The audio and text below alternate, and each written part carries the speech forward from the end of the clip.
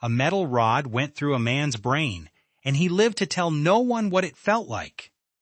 But everyone else told his story for the next 175 years. On September 13, 1848, a railroad foreman named Phineas Gage went to work. He was 25 years old. He stood 5 feet 6 inches tall. His crew called him the most capable foreman the Rutland and Burlington Railroad ever had. He was smart, efficient, and impossible to rattle.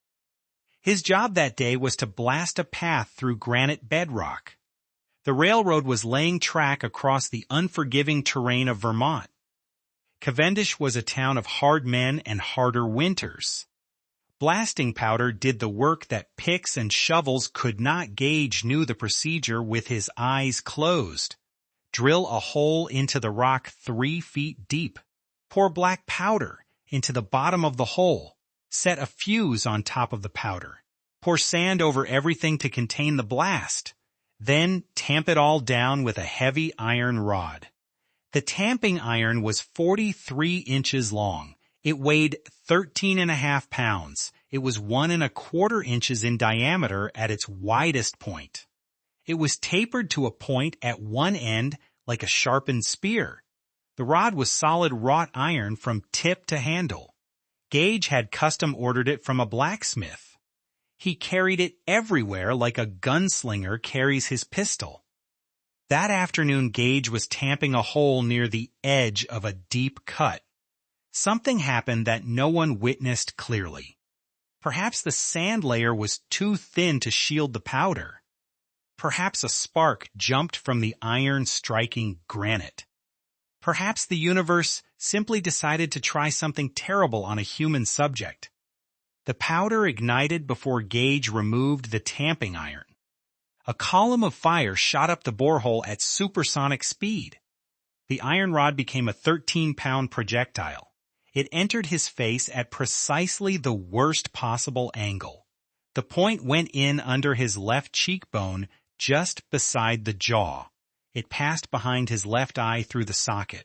It tore through the frontal lobes of his brain. It exited through the top of his skull, just forward of the crown. The rod flew another 80 feet before landing in the dirt. It was covered in blood and brain tissue when it hit the ground. Phineas Gage was thrown onto his back by the force of the blast. His arms and legs twitched for a few seconds. Then he sat up. He sat up and spoke. The laborers who ran to his side could not believe what they were seeing. A man with a hole through his head was asking for water. They helped him to his feet. He walked to an ox cart with only minor assistance. He sat upright for the 3/4-mile ride into town. At the Adams Inn in Cavendish, he stepped out of the cart on his own. He sat in a chair on the porch and waited for Dr. Harlow to arrive. When Dr. John Harlow saw Gage, he initially thought the man was joking. Then he saw the open wound at the top of the skull. He could see the brain pulsing inside. Harlow was a country doctor with limited training and no hospital. He cleaned the wound entrance and exit with his bare fingers. He picked pieces of bone out of the brain cavity one by one. He poured antiseptic into the gaping hole in Gage's head. Gage bled so heavily the front porch ran red. He lost nearly half the blood in his body onto those wooden planks. But he did not lose consciousness. He told Harlow that he expected to return to work within 2 days. Then the infection set in.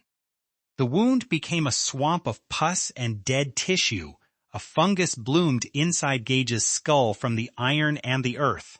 Harlow drained the infection by drilling a hole in the base of Gage's skull. He inserted drainage tubes made of silver wire. Gage's left eye swelled shut and protruded grotesquely from the socket. For 3 weeks, Harlow fought the infection with whiskey and raw determination. Gage survived.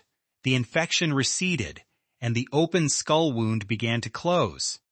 Within 10 weeks, Gage was walking around Cavendish like a resurrected ghost. But the man who walked out of that infection was not the man who walked in. The foreman who had been steady and reliable became profane and impulsive. He cursed constantly and could not hold a single thought. He insulted friends and strangers with equal thoughtless cruelty. He abandoned plans mid-sentence and started new ones he never finished. His employers at the railroad would not take him back. They said he was no longer Gage. His friends said the same thing in gentler words. The balance between his intellectual faculties and his animal instincts had been destroyed. That was how Dr. Harlow described it in his medical report. The iron had passed through the ventromedial prefrontal cortex. That region controls impulse regulation and social judgment. Gage had become a living experiment in the function of the frontal lobes. The brain could survive catastrophic damage to its most advanced regions. But survival and remaining yourself are not the same thing. Gage would not accept the verdict that he was broken. He left Vermont and traveled south. He exhibited himself and his tamping iron at county fairs and medical lectures. He worked briefly at Barnum's American Museum in New York. Crowds paid to see the man with a hole through his brain. The iron rod that had nearly killed him became his livelihood. He carried it with him everywhere, just as he had before the accident. But that's not where his story ended. In 1852, Gage boarded a ship for South America. He traveled to Chile and found work as a stagecoach driver. He drove a 6-horse team along the treacherous mountain roads from Valparaiso to Santiago. He navigated dangerous switchbacks at high altitude for 7 years. He cared for the horses with tenderness and precision. This required planning, patience, and impulse control. The man who could not be trusted on a railroad crew could be trusted with human lives.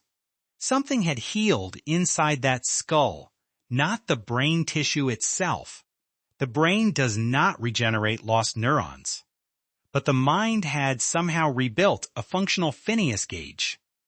The brain had rewired itself around the hole where the iron had passed.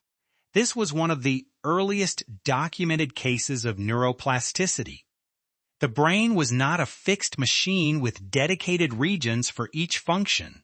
It was a living organ capable of adapting after catastrophic injury. Gage proved this before anyone had words to describe it. In 1859, his health began to fail.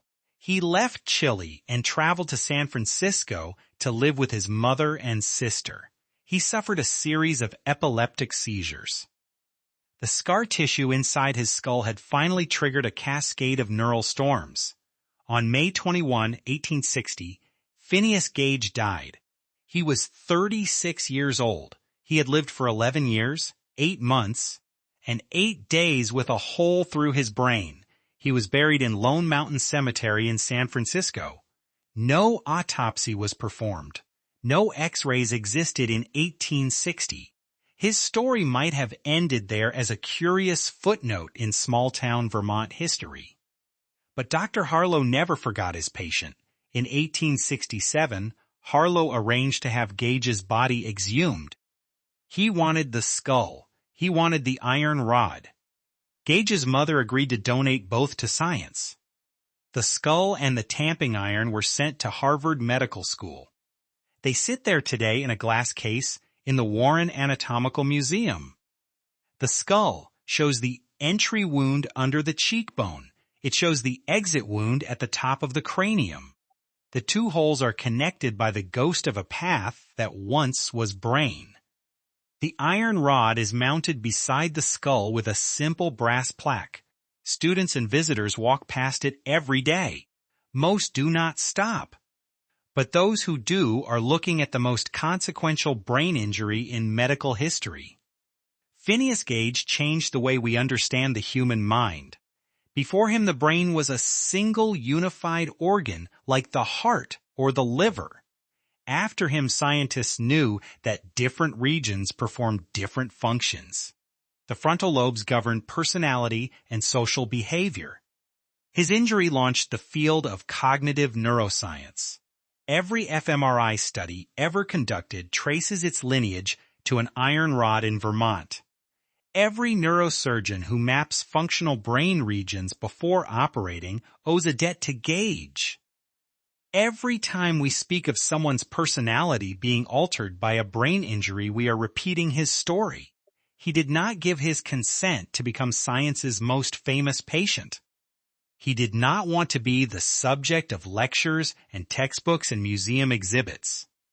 He wanted to return to his railroad crew and finish the cut through the granite. But history had other plans for Phineas Gage. He is the man who proved that the brain is not the mind. The mind survives the brain's destruction by rebuilding itself around the wound. The hole never closes, but new paths form around it. The iron rod is still there in that glass case in Boston. Phineas Gage is still there too. He is the skull and the rod, and the fact that both exist together, he is the proof that a 13-pound iron spear can pass through the seat of human consciousness. And the consciousness can decide to keep driving a stagecoach in Chile anyway.